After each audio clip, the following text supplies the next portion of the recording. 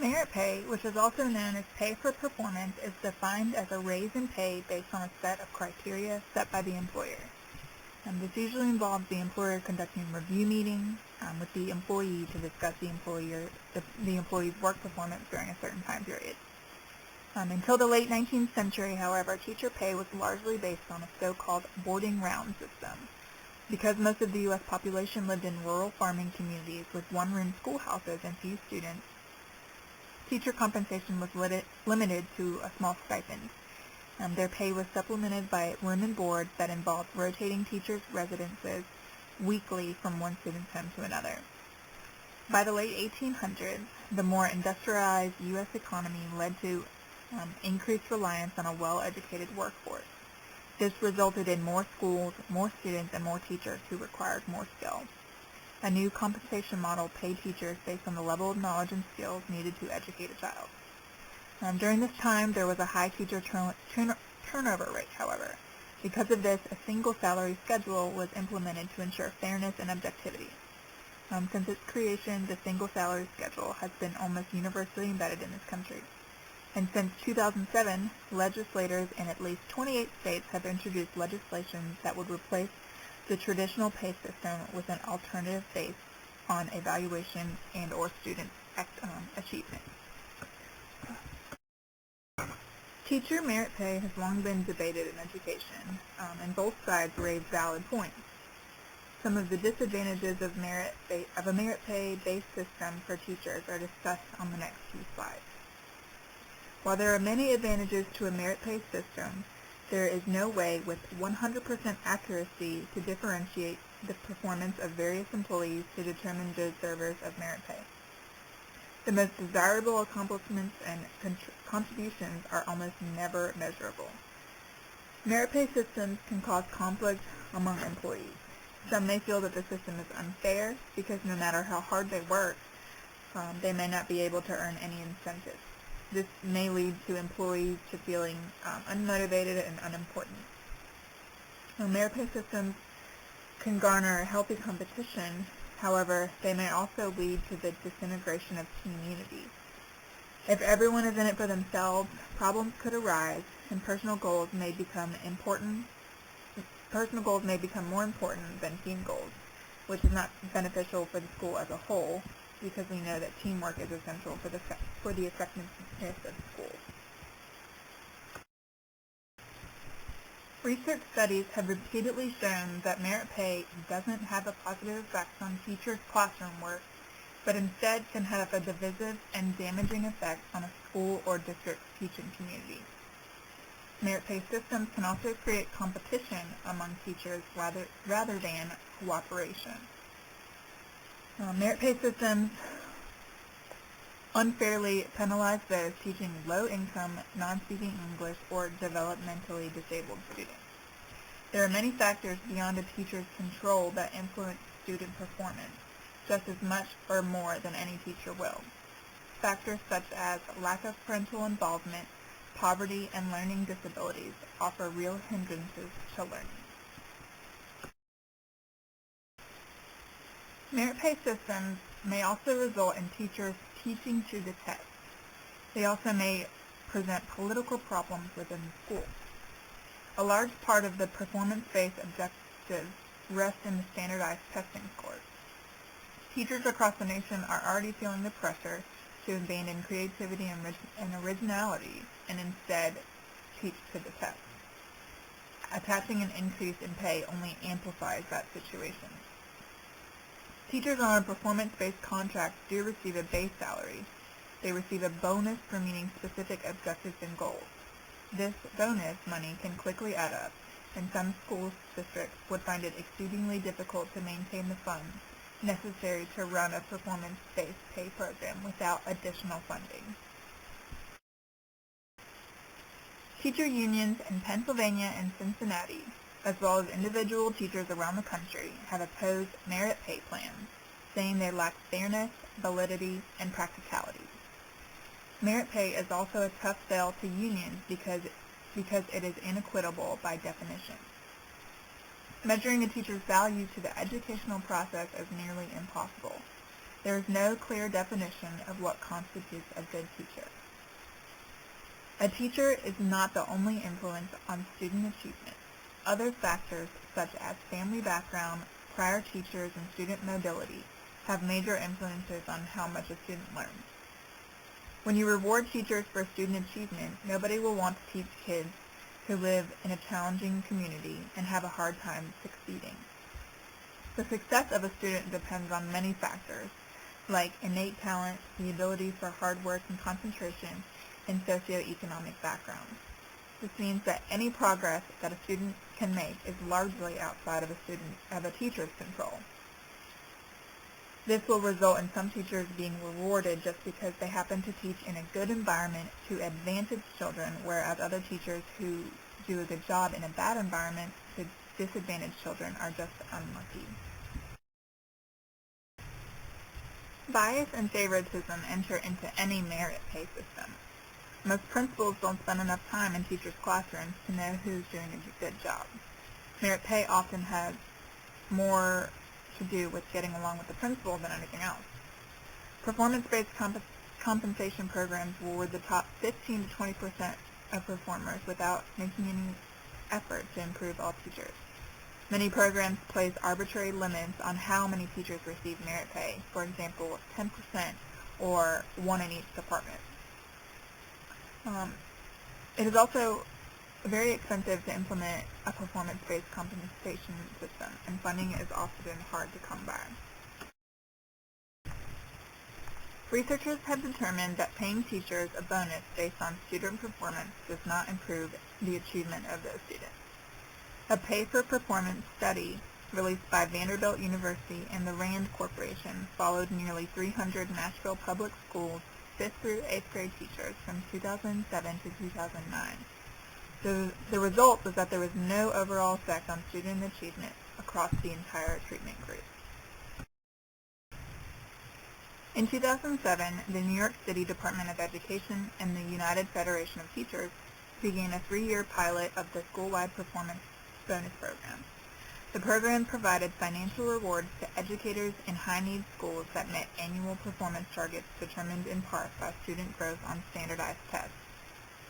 Using independent analysis of test scores, interviews with school administrators, teachers, and other personnel, and the teacher and school staff surveys, RAND provided critical insight into the program's design and implementation.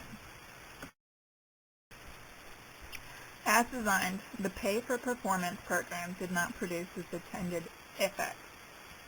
It did not improve student achievement at any grade level. It did not affect teachers' reported attitudes, perceptions, or behaviors, and many of the teachers reported that while the bonus was desirable, the program did not change their teaching practices.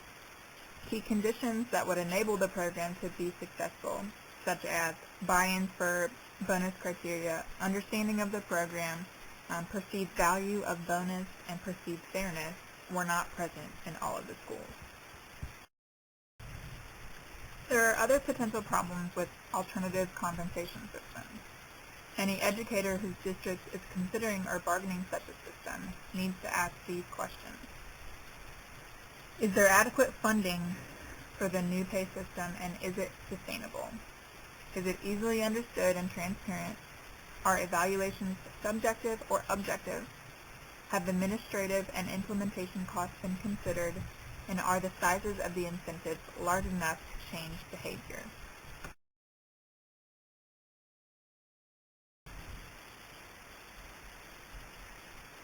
For this segment, we will be discussing the advantages of merit pay, narrated by myself, Nina Rodriguez.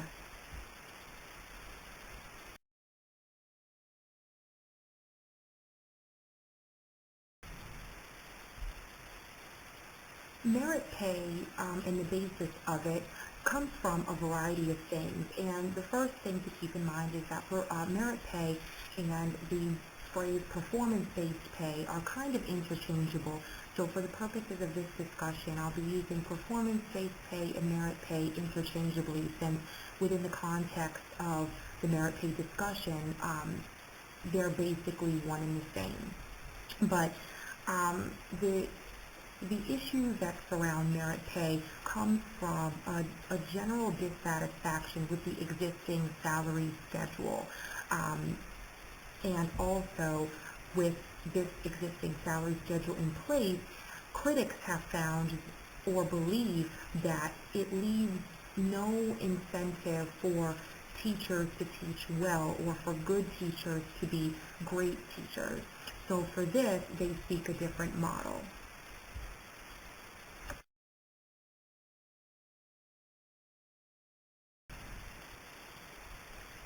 So the issue of salary schedule, again, comes from dissatisfaction with the existing schedule, and we'll discuss some of those problems in the next slide.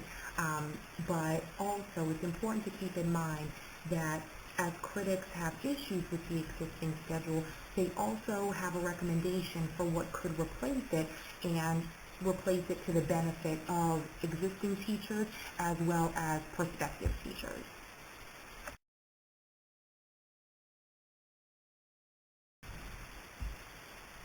In the traditional salary schedule, we have encountered this general dissatisfaction for a lot of reasons, but the two critical elements regarding how these salaries are established and how we allocate wages is one, on the basis of years of experience, and secondly, on a person's level of education. Now, it would seem intuitive and in everyone's best interest that years of experience and a level of education would be the main proponents or main components for how we determine wages. But the problem with this sort of model is that it leaves gaping holes in terms of what other elements a great quality teacher brings to the table and how those qualities should manifest themselves into the salary package.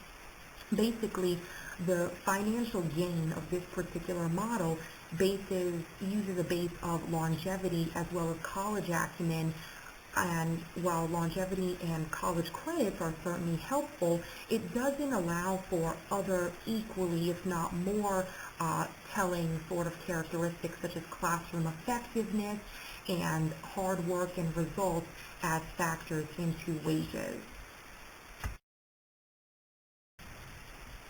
So if we're looking at a traditional salary schedule, and we're calling it a problem, we might ask ourselves, what then or why would a performance-based pay be the solution? Performance-based pay is a solution for a lot of reasons, but primarily because it adds this layer of accountability by ensuring that existing teachers and individuals who are oncoming teachers are performing or will be performing at their very best. So it basically is an incentive to do your best work, or certainly do work that yields a superior result.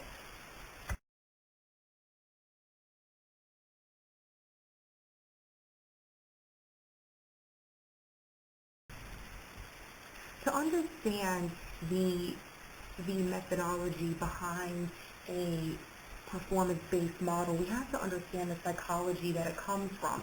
And that psychology is that of motivation. And it's rooted in this idea that you would do your greatest work, or certainly your greater work, when there's a greater reward at stake. Whether or not this is a human truth is anybody's guess, but it is certainly the truth and the basis that propels the merit pay system forward.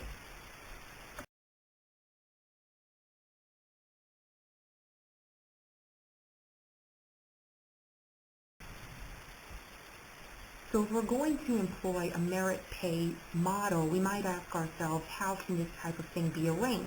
And we would arrange it with a couple different options, the first of which is an individual incentive plan, and this would basically reward individual teachers specifically with the higher earnings based on a variety of metrics, and these earnings would most likely manifest itself in a lump sum versus a permanent salary increase. Or your district might choose a group incentive plan, and this plan is one that is sort of more comprehensive and fosters a cooperative approach in that it rewards the team based on their teamwork and the overall performance of the group itself. So again, this model would be great in the interest of avoiding any potential issues with teachers who feel an anxiety that they are being pitted against other teachers, and it helps to eliminate any potential for competition among teachers. As with anything, proponents of this model do recognize that there are some problems that may be inherent with their model, and so for this reason, and in the interest of delivering a payment system that is long-lasting and works for most, if not all, school districts, proponents of the merit pay model like to think of it as an evolving one, whereas we can make changes over time and determine the best forms of measure in order to establish how wages are allocated.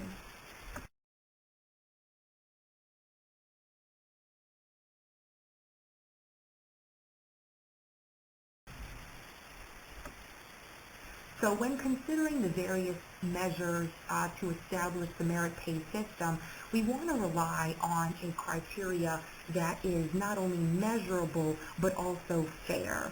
So some of the criteria that we might use in this system would be a performance evaluation, which really in and throughout many districts at this point, teachers have to go through a performance evaluation anyway. So this performance evaluation would be incorporated into the merit pay system, as well as another marker for merit pay being student achievement. And naturally, student achievement is being measured now so more than ever by way of SOL testing and also grades at the end of each marking period. There has to be some level of accountability on the part of teachers, and the student achievement aspect would obviously be the best way to go about that. Teacher attendance might also be one of the measures that we use for this particular model, and that is because students are going to learn best with having their own teacher there who is the expert on the subject matter and can be there regularly, consistently, frequently, and dependably. Lastly, we have a self-improvement marker that we might include, and this is basically allows for teachers to make note of any workshops that they might take on during the school year. Also, for teachers who simply have a teaching license and an endorsement area, it might be an incentive for those teachers to pursue their master's degree or another endorsement area, so on and so forth. And these self-improvement measures would tie back into painting a broader picture of what this teacher does and giving a better scope of how this teacher contributes to education.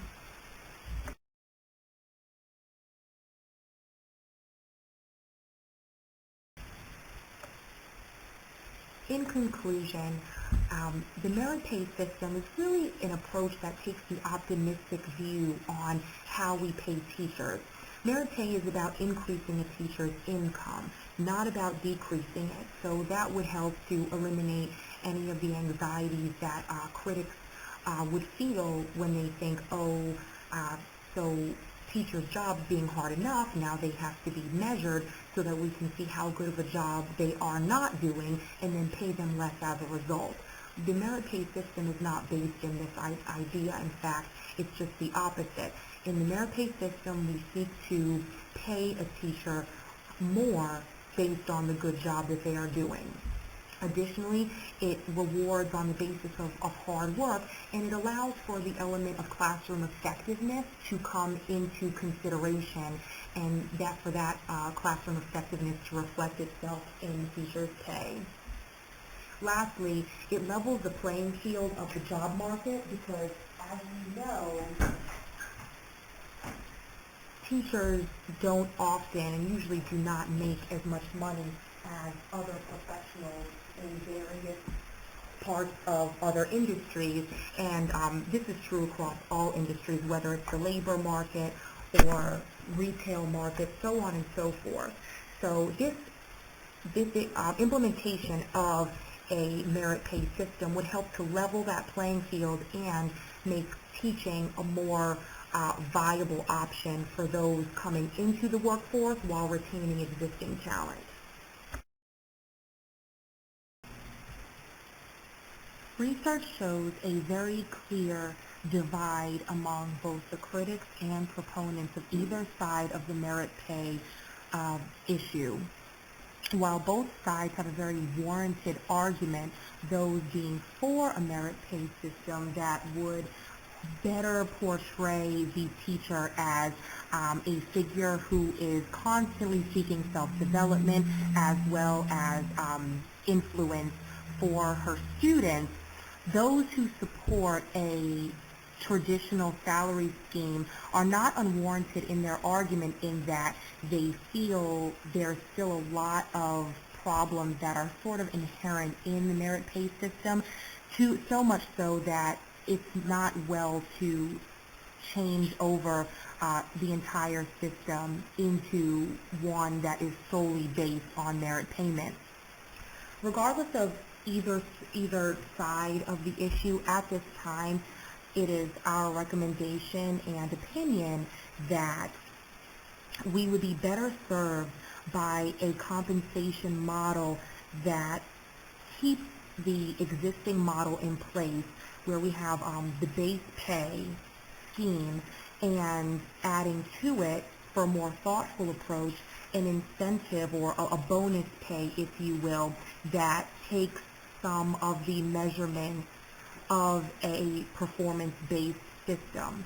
So those incentives could come based on a teacher's experience and certainly years in the classroom, but also that teacher's effectiveness and their self-improvement while teaching.